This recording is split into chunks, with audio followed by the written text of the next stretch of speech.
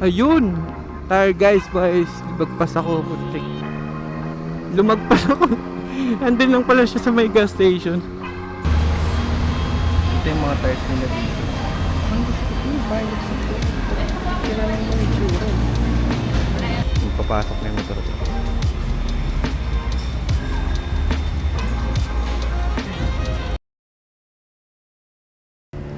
Welcome back to another video guys. Ayun na nga, pinakahihintay. So kwento ko muna yung backstory kung bakit biglang palit na tayo ng gulong. Actually dito bigla kasi ilang buwan na rin itong dapat na palitan. Pero ngayon lang tayo nagkaroon ng parang pinaka final push para magpalitan talaga ng gulong. Sinulit ko talaga itong yung Road 5 na stock tires na itong Trident. So umabot ako ng almost almost 20,000 kilometers dito sa tires na to. So yung Road 5 talagang pag sinabing longevity, yung tagal, durability, wala akong masabi. Pero yun nga, unfortunately, kahit medyo makapal pa yung tread ko, kailangan na natin magpalit ng gulong kasi medyo malaki yung butas na na pako sa kanya. Yun, tapos sa inyo yung video nung yung actual na pagpasa ko sa kanya. Sorry, medyo lang kasi kailangan ko pasakan siya para maibiyahin natin papunta sa tire guys. So watch nyo muna tong clip na to. Flashback. Ang nangyari kasi, na-flat yung bike ko. Ngayon, yung luma niyang lumang butas niya nabuhay. Ngayon kailangan na ito palitan. Pero hindi naman natin pwedeng i-running flat. So mangyari, try nating pasakan yung butas para mabiyahin natin. So try natin. Papakinggan mo ngayon to kung sumisingaw. Yan kung sumisingaw siya, yun ang problema natin ngayon. Sumisingaw pa rin talaga siya. Ayan may lumalabas na hangin. Ayan, try natin to. Kailangan ko na siyang talpakan. Kailangan ko matanggal Kailangan ko siya matanggal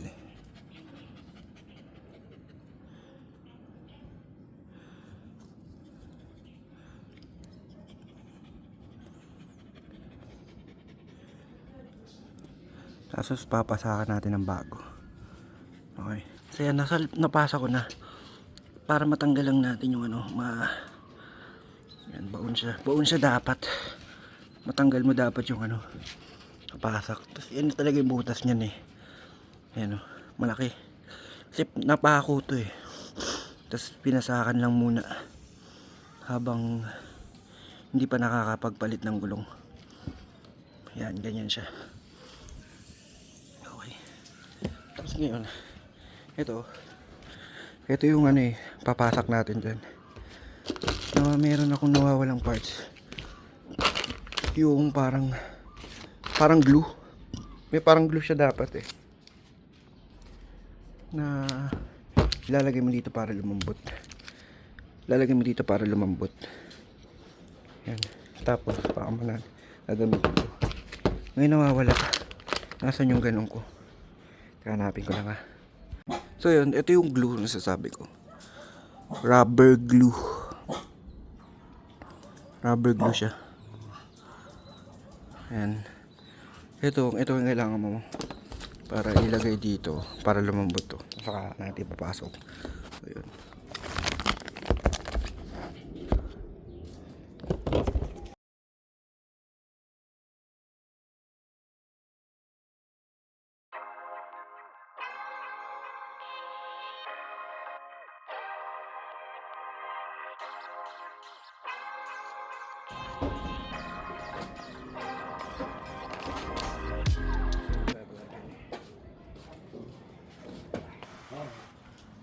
nakasalpak na yan dyan. LED. So yan, nakakabit na yan dyan. Try naman natin yan.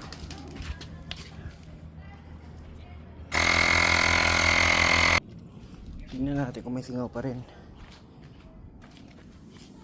Naku, mukhang meron pa rin ah. Oo, meron pa rin boy. Meron, ayun oh. Dito sa part na to. Kaya siguro dalawang pasak yung ginawa nila.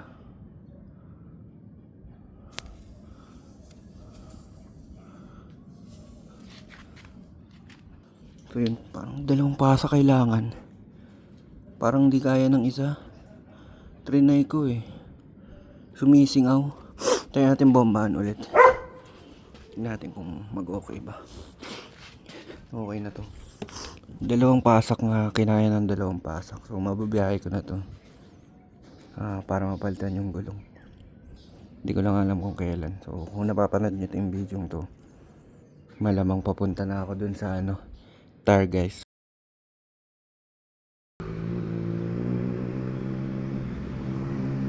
Ayun, balik tayo dito sa current vlog. So currently punta tayong tire guys para mapalitan na finally itong gulong na to. So hindi pa ako sigurado kung Road 6 or Batlax T32 or S23. Hyper Sport ata yun ng Bridgestone ang ipapalit ko. Nagdadalawang isip kasi ako kung gusto ko subukan sana mag sports tire. Pero as all you know, yung sports tire kasi hindi tumatagal yung buhay ng mga yun eh. So parang ang lifespan lang talaga niya 3 to 4,000 kilometers. Na siya, upod na siya. So yun.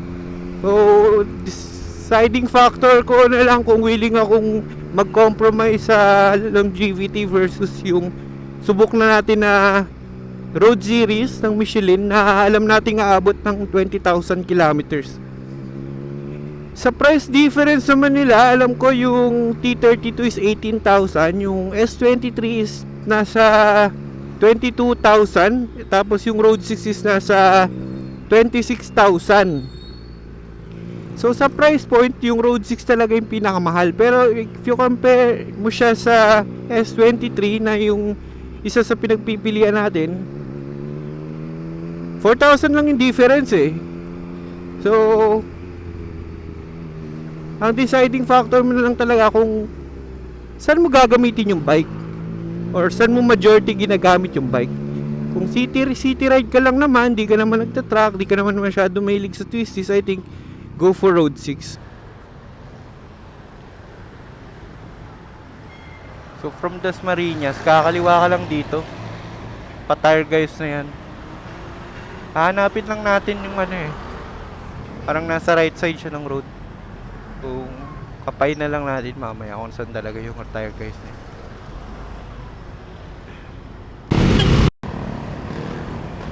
Cute nung parang may payong. Ano yun, sabitan ng cellphone.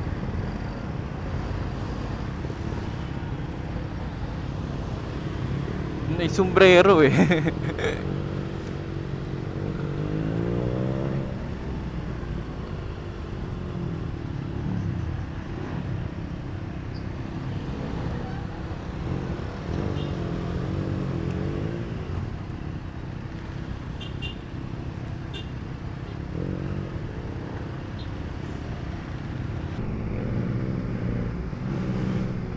Ewan ko napapansin nyo sa video kung nagbago yung tunog ng tambucho.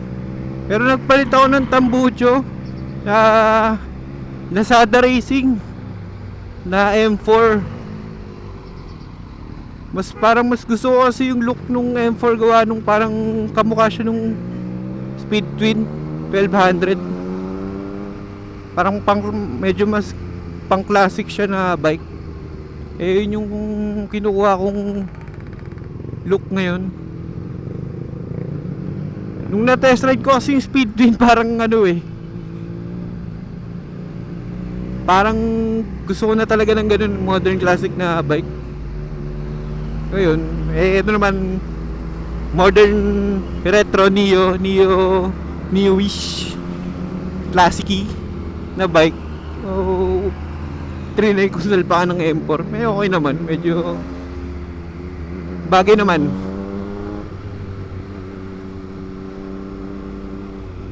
Ayun, tire guys, lumagpas ako, putik. Lumagpas ako.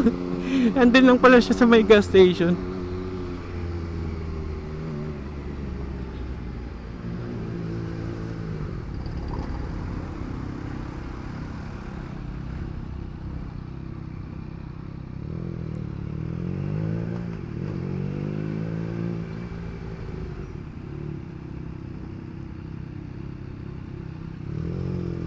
Magpas ako sa may gas station lang pala. Nakita ko yung sign ng Michelin eh. Yun, dun lang pala yun.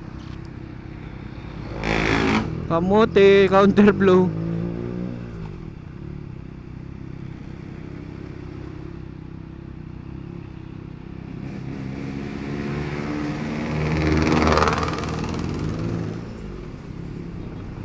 Dito siya, dito.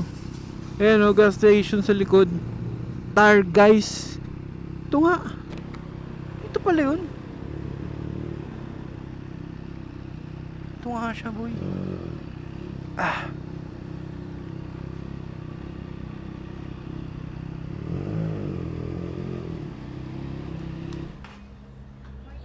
Sir, ito 190 lang po.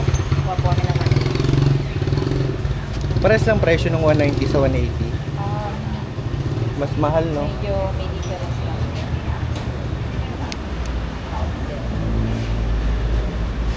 Ito yung budget. Itong Pilot Search Radial, pwede rin to sa mga ganun. Pilot Check Search. ko po. Same size siya, oh. R7.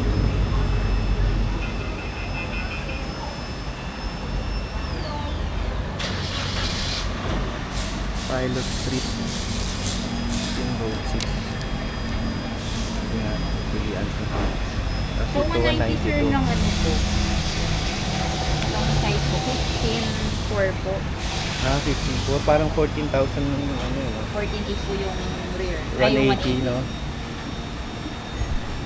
Nakuha ko na sir yan dito. Tapos meron akong ani. Walang way.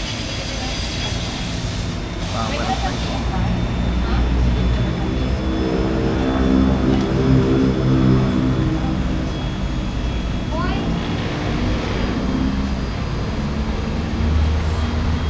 Ito yung mga tires nila dito. Ang gusto ko ito, yung Pilot ito. Kailangan mo yung tsura. Mas gusto ko yung tsura ng Pilot Street. Ayun sir, 40th week naman po ng 23. Mga October po. October ng 2020, parehas ng 2023, no? Yung papasok na yung motor ko.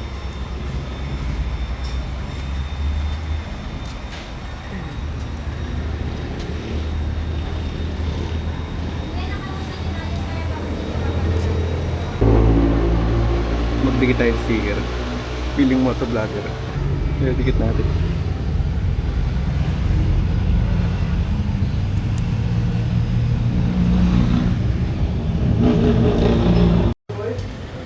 So yun ang paltan na. Natanggal na yung gulong. Yung harap naman yung tatanggal. Ito yung papalit natin. Michelin Pilot Street Radial.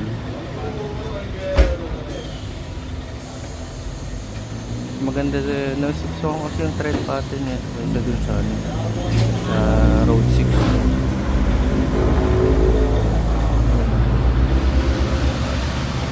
Tapos mas mura pa siya ng dihamak kaysa dun sa Road 6. So ayun, hintayin lang natin matapos. So tapos papakaramdaman natin yung ano, gulong. Sabi niya ate kanina, yung manufacturing date naman daw nito ay ano, 2023 lang. 2023, last year lang. Bago-bago pa yung gulong natin. So, yung stock size nung gulong natin, 120 by 70. 17 sa harap. Tapos sa likod, 180, 55, 70. Pilot Street Radial. Ito ata yung entry level na street tires ng Michelin. Ang tunod na ito parang Road 6 na. So ito talaga yung pinaka street tires nila. Ayan.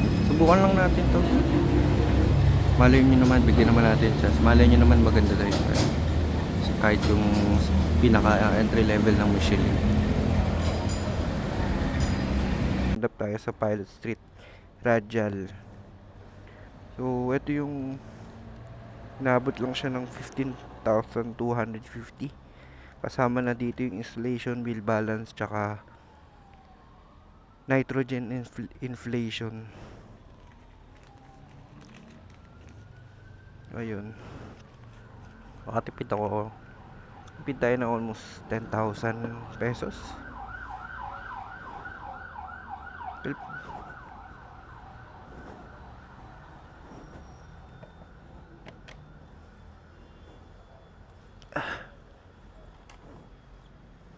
Thank you po.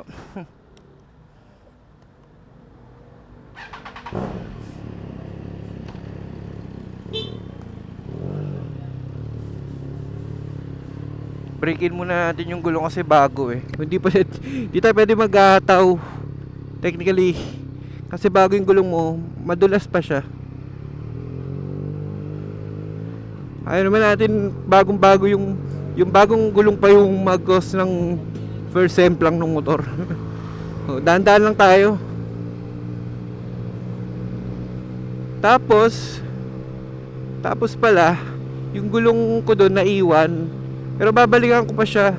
So pag nagpapalit ka ng gulong doon, parang bibigyan ka nila ng 3 days ko 3 days na para kunin yung yung luma mong gulong. So babalikan natin in 3 days yung yung lumang gulong. Hindi ko alam saan ko gagamitin yun, pero remembrance na lang siguro. Nauwi tayo sa Michelin Pilot Street Radial. Pilot Street Radial. PSR yung parang acronym niya dun sa shop eh. PSR daw. Pilot Street Radial. So try lang natin, subukan lang natin to. So alam ko yung mga options natin kanina, wala sa mga options natin tong gulong na to, pero nung nakita ko kasi yung Pilot Street Radial, parang mas nagustuhan ko yung niya, tread pattern niya compared dun sa Road 6. So try lang natin, bigyan natin chance yung gulong, tapos kung pangit or mas maganda talaga yung Road 6, edi palit na lang tayo next na pag na palit na ulit to, pag naupod na ulit itong gulong na to, palit na lang tayo ulit ng Road Series. Pero try natin to, subukan lang natin. Wala naman masama mag-try to. Try lang tayo ng mga bagong product. Hindi naman to bago actually. Tsaka Michelin naman to eh.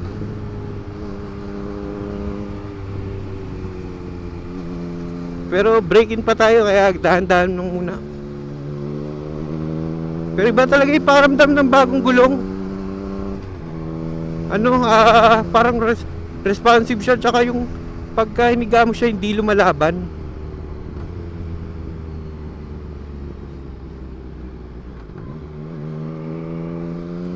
Yung street yung shifter ko ayaw umagat.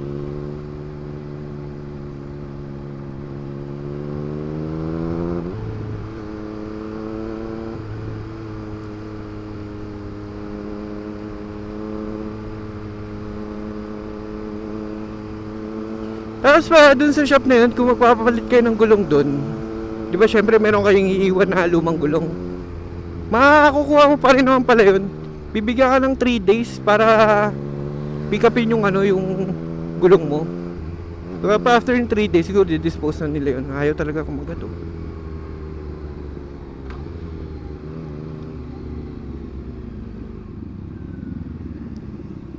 Ayun, sa Sabado kunin natin yung gulong na yun. pinagpalitan ko. Souvenir. Souvenir. Gawin ko souvenir. Lolo ko yung quick shifter. Ayaw ko magat eh. Tapos gumagana na ulit. Nagloko yung quick shifter.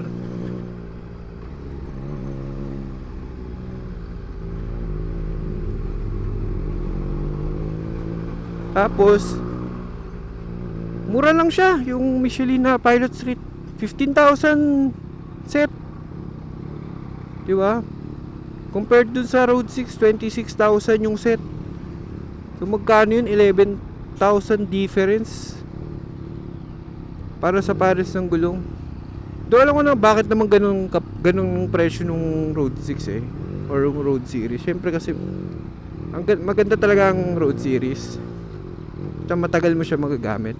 Yung sabi nga nung nagpalit ng gulong sa akin doon, yung sa staff is hindi pwede pa raw yung gulong ko eh.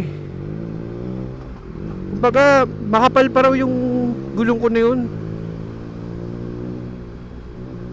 O kung hindi napako yun, or kung hindi siya na yung malalapat pala doon, kasi di ba napako na nga siya, yung pwesto pa nung pinagpakuha niya nasa sidewall daw. So daw parang sabi ni kuya dun sa shop, pag daw ganun, hindi daw siya na-vulcanize. So kahit daw tapalan mo, parang pangit pa ring tapalan kasi nga nasa gilid. Ayun. Pero yun lang parang testament yun dun sa buhay ng Road Series. Grabe, almost 20,000 kilometers pero hindi pa siya upod, tapos makapal pa raw. Hindi ko pa nga daw na-meet yung hindi ko pa nga daw na-reach yung tawag dito, yung niya eh, yung parang indicator na pag pumantay na daw doon ka dapat magpalit ng gulong, or doon yung masasabi mong na-reach mo na yung lifespan ng gulong mo. Pwede ko pa raw na-reach yun. So isipin ko parang kaya pa siguro yun ng mga 5 kilometers, so mga 25k kilometers yung aabutin ng isang gulong ng road series. I'm sure naman ako itong Pilot Street hindi ako aabot ng 20,000 dito, kasi hindi naman to built for kumbaga di siya ginawa para sa ganung klaseng gamit. So siguro kasi yung mga experience ko naman dun sa aking NK400 dati na gulong, Zineos yun eh. Nabenta ko pa siya, umabot pa rin siya ng mga ilang 10,000 kilometers bago nabenta eh, pero makapal pa. So malamang ito mga ganun 10 to 15,000 kilometers. Tapos depende rin kasi sa riding style mo yan eh. Kung mahilig ka accelerate ng hard acceleration at saka yung biglang hinto, mga ganun, syempre maubos yung gulong mo pag ganun ka mag-drive. Kaya ako pansin ko naman sa riding habit ko, hindi naman ako ganun kabilisan magpatakbo talaga. Kaya tingin ko kahit tong street tires na to, tatagal sa akin to. Tapos kasi yung usage ko pa, hindi rin naman ako araw-araw nagbumotor. Tatagal talaga siya. Sulit na rin to for price sa 15,000 para sa akin sa usage ko. Pero depende sa gamit nyo talaga yun eh. Kung kayo yung tipong puro long rides, mag road 6 kayo. Pang touring tires kasi yun eh.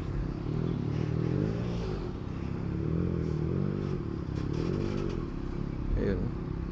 So yun lang, na-share ko lang yung pagpunta ko sa Tire Guys. So check yung Tire Guys kung meron kayong mga kailangan na palit ng gulong. Pero meron din silang sasakyan, hindi lang big bike. So big bike tsaka kotse, both meron. Tapos Ayun lang, meron tayo, sa tingin ko meron ako next ride sa balak pumunta ng Bulacan sa DRT.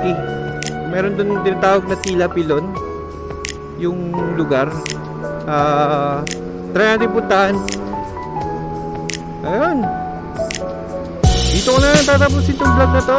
Maraming salamat sa pagsama sa akin sa pagbabalit ng gulong sa Targuys. At kita tayo sa next content. Peace out.